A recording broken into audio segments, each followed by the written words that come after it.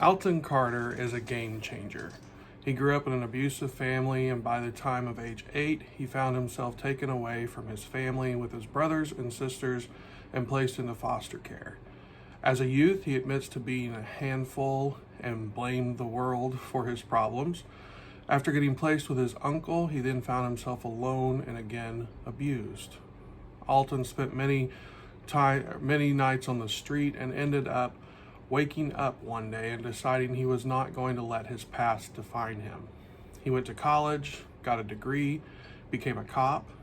He is now the youth director at First United Methodist Church in Stillwater and has dedicated his life to helping create change and hope in the lives of youth. He has written 2 books, The Boy Who Carried Bricks and its somewhat sequel, Aging Out. These books have won and been nominated for various awards and recognition. Both books tell the story, the grief, the pain of what some children experience growing up in an abusive home and in and out of foster care. These books are also full of hope, inspiration, and determination. We at Fostering Connections are so honored to welcome him to our first of many YouTube events. So, Alton, welcome and thank you for being with us today. Oh, well, thank you. I appreciate the invitation. Thank you, Alton. Again, I'd like to start out with a question. I'd first like to ask if you could give us a brief telling of your life growing up for our viewers who are not familiar with your work. So, my mom had 5 kids. All of us had different dads, and we kind of struggled to make ends meet. Oldest brother he started getting in trouble with the law probably 8, 9 years old, out breaking curfew, and him and a few of his friends, breaking in and stealing things from people. So the police started coming to our house regularly. On top of all that, my mom just managed to find sometimes just not the greatest men. So all 5 of us have different dads. None of our dads ever cared to stick around. And so the men that she did have beat my mom. They mistreated her. We saw every sort of abuse you could ever imagine, from, just people treating my mom horribly.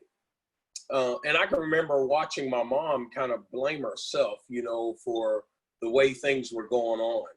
And I partially, I think my mom put up with that stuff because she thought it was important for us to have a dad. So she always kept trying to find people that, even if they were horrible. And, I'll always tell people, right now, if I could go back as a 6, 7, or 8-year-old kid, I would tell my mom that, hey, we don't care. We don't need a dad. We just need you to put us first. And so I think my mom sacrificed a lot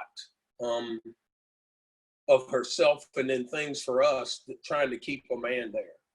And so we got evicted from housing, apartments. My goodness, we'd stay 3 or 4 months and then we'd get kicked out because mom wouldn't pay the bills. And, she didn't know how to manage money. And so that was a big issue, watching her get her welfare check. And then she'd order Kentucky Fried Chicken, or would order some food for 4 days, and then the money was gone. And so we struggled. We ate out of spinach cans. We had roaches everywhere. And my first book, I talk about having to go to the doctor to get roaches taken out of my ears. And so I grew up watching. By the time I was 8, abuse was no longer shocking. Watching a man punch a woman in the face was like every day. There was no emotional reaction to that. So then we got taken from my mom at 8 and placed with my grandparents, where there was a house full of people, drugs, alcohol. My grandmother would tell you she did the best she could, but she had 3 sons living with us. And so they were not the greatest examples of how people should be. So I watched one of my uncles beat women. The other 2 were severe alcoholics. And grandfather was like this incredible man that did the best he could to take care of like this dysfunctional family. And so I got taken away from my grandparents, or I ran away from my grandparents after my uncle threw me down some stairs and broke my ribs. Got sent to the Payne County Youth Shelter, went to Lloyd Raider, ended up at the Boys Ranch in Perkins, Oklahoma, the only Black kid in an all-white school. And I'd always felt different my whole childhood. And so, but it was just another example of what it's like kind of to not fit in. We had an extremely abusive ranch dad mentally that just confused me, not only about faith, but about a lot of, you know, the responsibility of a father and a husband. He should have taught us all those things, and it was backwards. I mean, it was nothing like it should. One of the things that bothered me most were, like, in terms of faith, like I heard people call God Father, but that was weird to me. And then I heard people say, well, God will never let anything bad happen to you. And so by the time I was about 12 years old, this was my version of the creation story. So God created everything, the heavens and earth, and on the seventh day he rested. And so I felt like I was created on the sixth day, and on the seventh day God rested, and he forgot all about me. He forgot completely about me, that I was on this island all by myself, because people said that God will never let anything bad happen to you. And so I couldn't explain why all this stuff was happening to me. And so I got a little bit confused. And then they made us call our ranch, they made us call him Dad. And so that was tough. And so I stayed there. They ended up firing our ranch dad for child abuse, for making us carry bricks and all sort of other punishment. Went back to the Payne County Youth Shelter, where I ran away from the Boys Ranch, and then they put me back with my ranch dad, who had been fired for child abuse, at the Boys Ranch. And so stayed there about 6 months till I couldn't take the abuse no more, and then left. Went to Boley, Oklahoma, and then I ended up in Cushing, Oklahoma, and where my foster parents had a dog that was the N-word. The dog, they literally had a pet dog that the dog was the N-word. And so when I got introduced. That was the dog's name? Yeah. Oh, yeah. So God. We were sitting down in the living room, like my first interaction meeting this family. And so we're talking, and I'm sitting down, and right next to me is my caseworker. And so we're talking, and all of a sudden, this dog runs into the living room where we're sitting and, you know, getting to know everybody. And my foster mom leans down and says, hello, and called the dog the N-word. That was the dog's name, because it was a black, like, mangy looking dog. And so, but it was like, this was like normal. And as horrible as that seems, I mean, I can honestly say it taught me one of the greatest lessons in the entire world. So I called my grandfather, and I told my grandfather, I'm like, man, you got to come get me. I'm not staying here. And so my grandfather told me that he was born in 1913. He said that when he was 10, he joined a baseball team that was all white, and they would travel out of town to play baseball.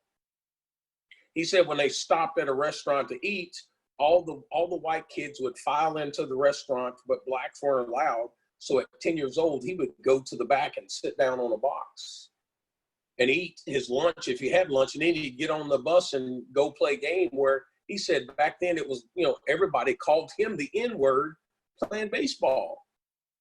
And so my grandfather told me that story and said, basically, he said, please do not let the name of a dog stop you from being the first person in the history of your family to graduate from high school. And he said that that's not a nice word, but that's not who you are. So you decide right now that you're not one, nor will you ever be. Now, had I went through that experience, had I not went through that experience, I don't think I would understand that I would self-sabotage. So every time somebody said something to me or treated me with disrespect, who knows how I might have reacted had my grandfather not told me that story. And so he just said, don't let a dog stop you from accomplishing one of your goals. And he pretty much said, so what? You got a place to stay. You're being fed. Why wouldn't you stay there? And so I ended up staying in Cushing for 3 years and graduating from high school. Thank you, Alton. You said in your book that you always wanted to find somewhere to belong. Could you tell us more about that, and how did growing up in your life where you felt moments of belonging? So I think I played the game. So I run into my high school friends, and all of them, their account of me, like they'll say, "Man, you seem so happy." I had one friend told me that she goes, "Why are you telling everybody you were a foster parent? I mean, you were a foster kid when you weren't." And I was like, "What are you talking about?" She goes, "You weren't a foster kid." Well, I mean, my parents were white and I was black, and so it was comical that she didn't see me that way. So that kind of taught me that, man, sometimes we can become really good at faking it. And so I wanted to fit in, and I acted like I fit in. And in most cases, probably I fit in better in a foster home than I did at my biological home.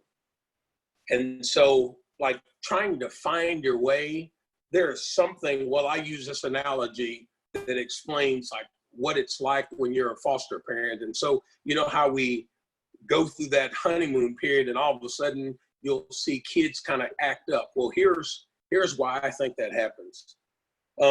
So let's say, like, I remember being in Cushing in my foster home, and so it was my sophomore, junior year. I remember walking into the living room, looking up at this photo that was on the wall. It was a family picture. So my foster parents had taken a picture of the foster kids, and we were all posted up above the fireplace. Now, that's something to celebrate on. You look at this picture and you feel like a family. So I remember looking at this one day, just happened to look at that picture, and here's what I thought. That's not my mom. That's not my dad. That's not my siblings. That's not my house. And then I went to, well, why didn't my mom want me? Why didn't my dad, care to stick around? And so it just snowballed. And that started this sort of idea of never fitting in. And so I use this weird analogy that talks about, let's say my mother was a cat and she had 5 kittens. And after 5, 6, 7 years, somebody came and said, "Hey, this is dysfunctional. The way you're being raised is wrong." And they took me away and placed me with the dog and puppies.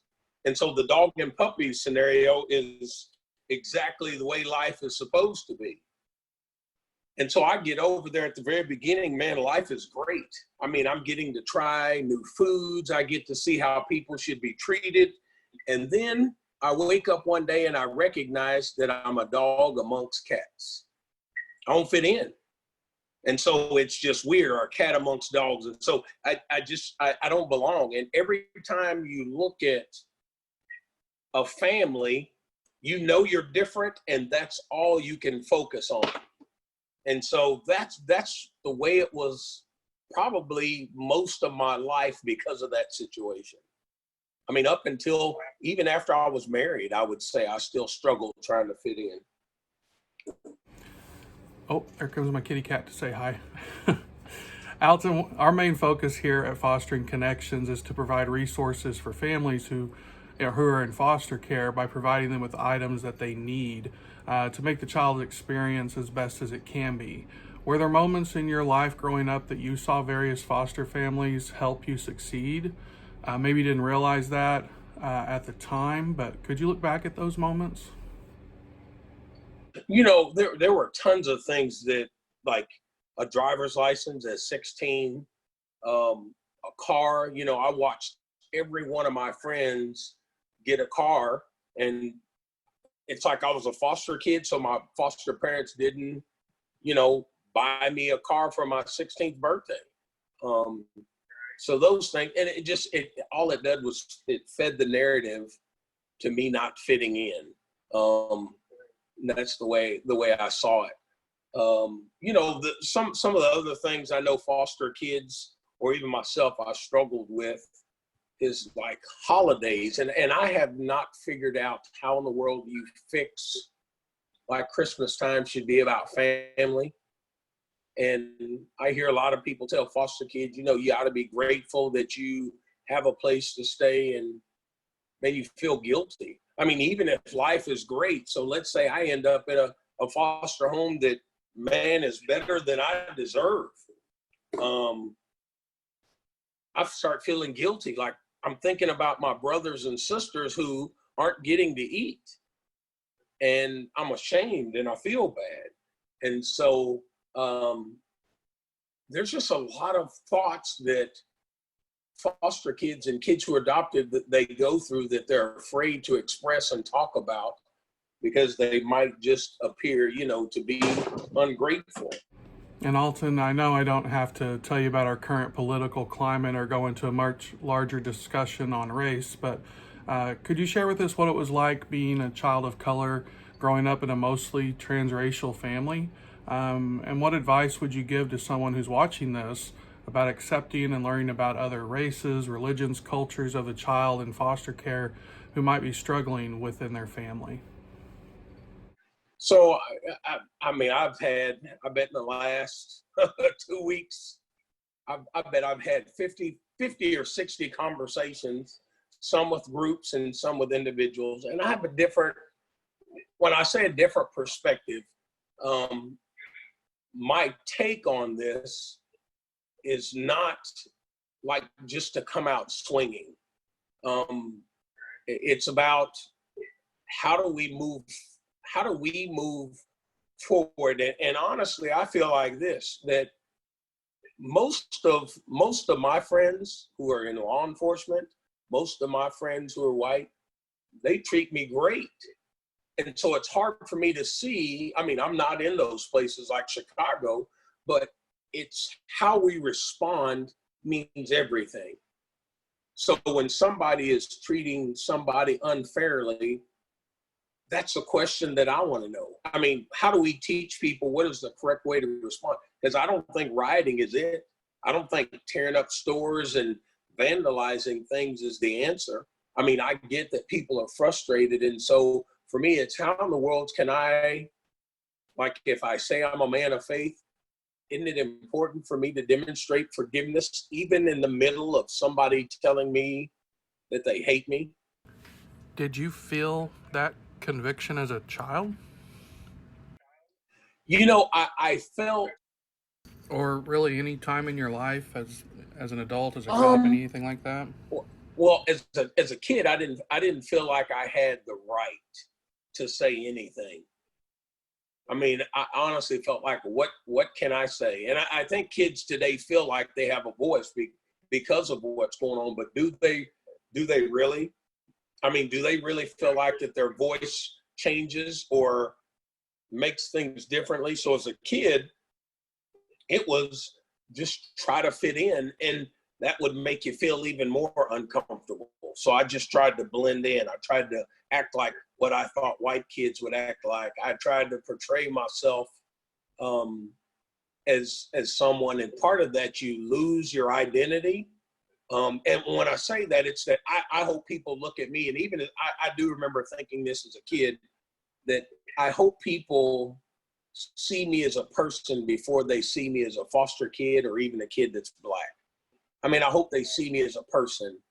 And so that's what I remember most.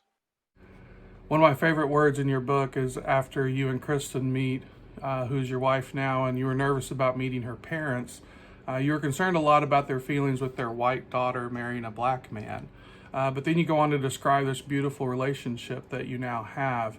You use the words, love can allow one to see. In your life now, how do those words speak to you? Well, first, I guess like when I wrote that, love can allow someone to see, it's amazing. Like if you can't stand somebody or you're full of bias, you don't really give yourself the chance to get to know them. And so that's kind of the way I felt, and it goes both ways. You know, I had this preconceived ideas that people would just not like me. And so sometimes it's self-fulfilling prophecy that you act like that, or they're not going to like me because I'm Black, or, you know, because I'm different, or I'm a foster kid. So those issues, like once you get to know people and you learn, or you allow yourself to love someone, it's amazing. You can really get to know like who they are. And so like, how is it that we come to accept some people's faults, but not others? And I think it's because we've allowed ourselves to love that person unconditionally. And to me, that's what that means. It's to look at somebody like God would look at us and not see us as a piece of trash, a foster kid, somebody that's racist, somebody that's part of Black Lives Matter. I mean, I don't think that's the way we should see people at all first. I think we should get to know and understand who they are, what they've been through. And so like allowing myself, and I feel like my in-laws giving me a chance that they got to learn who I was. Not somebody that's perfect, somebody that had more issues than you could ever imagine. And so like allowing yourself to love people is like one of the greatest things. And also like for somebody that never really felt like somebody cared about them, like when somebody allows you, no, when somebody allows themselves to love you, it also creates an opportunity for you to love yourself. In your days as an assistant at Stillwater Middle School, you talk about a few encounters with kids that later you found yourself relating to. Could you share more moments about these encounters and how they defined who you became today? I don't want to put you on the spot. Well, yeah. So what's interesting is that like I would like to say yes, I would. And as a 17-year-old, I would tell you that I'm listening. The problem is all the strains or the filters or the sifters that was getting information in. I mean, the day of the week it was, if it was around Christmas time and you told me something that was of value, I was such a mess. I didn't listen. I didn't care about anything anybody said. Emotionally, I checked out. And so I would probably go back and I would probably go back and tell myself to take notes. Because sometimes, like when you feel like somebody's giving you something, advice, write it down, even if you don't think it makes sense. So that's probably what I would say. And later on in the part of your book of Aging Out, you talk a lot about becoming a police officer, the birth of your kids, the passing of some family members, and how those moments affected you. One common theme that I read throughout your book is that you seem to express a lot of guilt and sometimes resentment. How do you rectify that with your life now? And what advice would you give to someone in that situation? Well, it's what I've come to understand now is what it was that caused me to feel guilty. We were created as social creatures. I believe that. And so when you're born into a family, it almost becomes sort of like this tribe where you function together. So everybody in a family setting has a role, even in a children's home, group home, everybody serves a purpose or a role. We were made to feel like we were nothing but nuisance. I mean, as kids, because of things, not necessarily in a foster home sometimes, but as a kid growing up, we were nothing but a nuisance. And so that was what I grabbed hold of as a kid, that we were constantly in the way, that we were a hungry mouth to feed, an inconvenience. We stopped mom from becoming who she was. And so I think as you grow older, you sort of attach your identity to that sort of function as a tribe. And a lot of people never come out of that. So the moment you become something, well, I had 12, 14 years of thinking that I was nobody. And now all of a sudden I'm successful. And it's like, I still wanted, like my mom, even when my mom died, I wanted her approval more than anything else.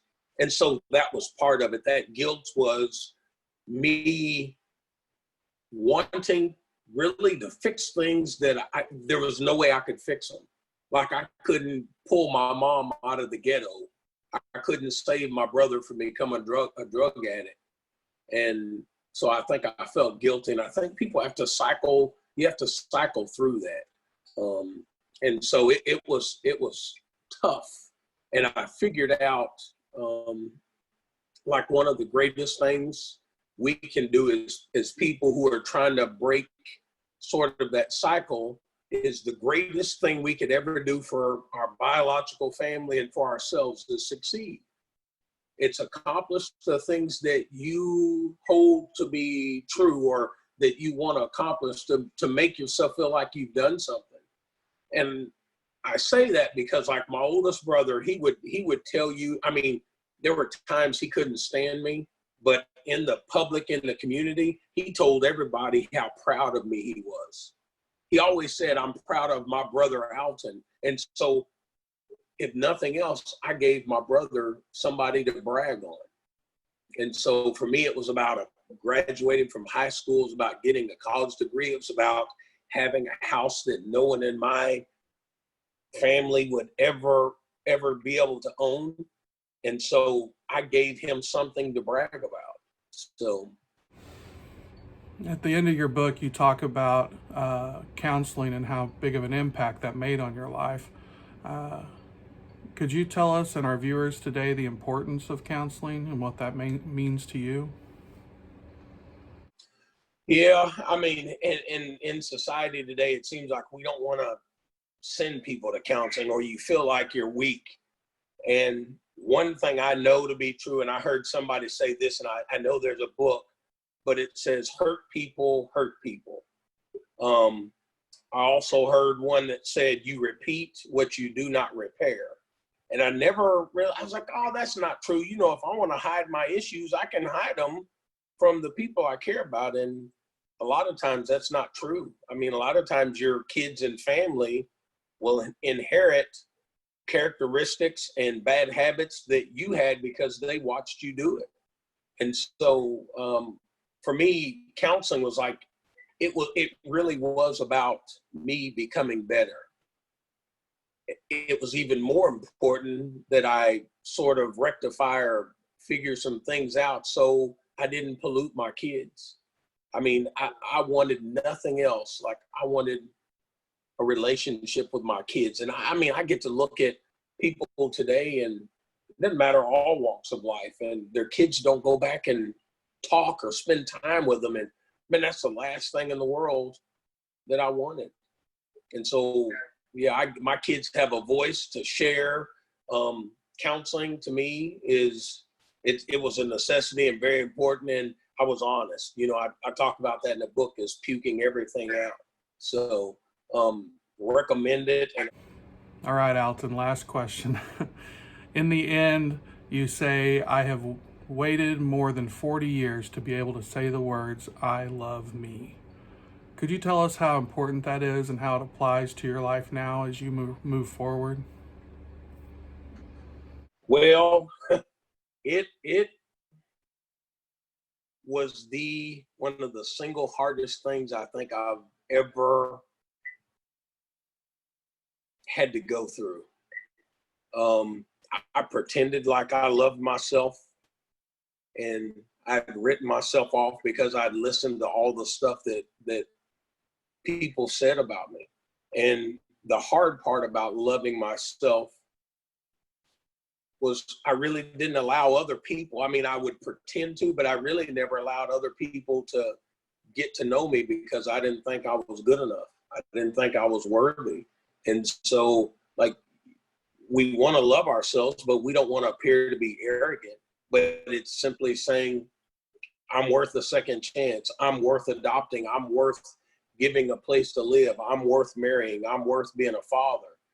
And, you know, you go through those cycles, and inside your head, if you don't believe that, you keep people at arm's distance. And so loving yourself is like, what is that? It took me a long time to figure out that it means I'm okay being me. I don't have to fake it anymore. I'm okay being me. And I talk about that encounter I had with my preacher going, well, we know you ain't perfect. We know you ain't perfect. And I was like, wow. And y'all care about me anyway? You know, but we're not fooling people. People know we're not perfect. And I need to cut myself that same bit of slack, that I need to understand that I'm going to make mistakes, and, you know, so stop self-sabotaging. Well, Alton, thank you very much for being with us today and sharing with us. I want to thank you so much for being open and transparent. And I want to let our viewers know that Alton is available for talks, leadership conferences, YouTube conversations like the one we're having here. He is represented by Starta Leadership, and I will post their information somewhere below this video. And you can find more about Alton on altoncarter.net. Alton, I can't in good conscience though leave this video without telling everyone that when you go and buy his book, Aging Out, when you get it, if you're like me and sometimes you buy a book and it sits on your shelf and you have all good intentions of reading it, pick up chapters 48 and 49. If you're a parent, a foster parent, a child in foster care, someone who's aged out, or just someone that has a heart for kids in foster care, these two chapters, 48 and 49, need to be read by everyone. Also, at the very end, Alton includes some quirks that we can all be educated about, especially teachers and foster families. And then he also includes a I wish I would have known section that totally envelops what it means to age out of foster care. Alton, again, thank you for joining us, and I hope to get a chance to one day shake your hand in person and work together to help fostering connections in our community. Thanks so much for joining us, everybody.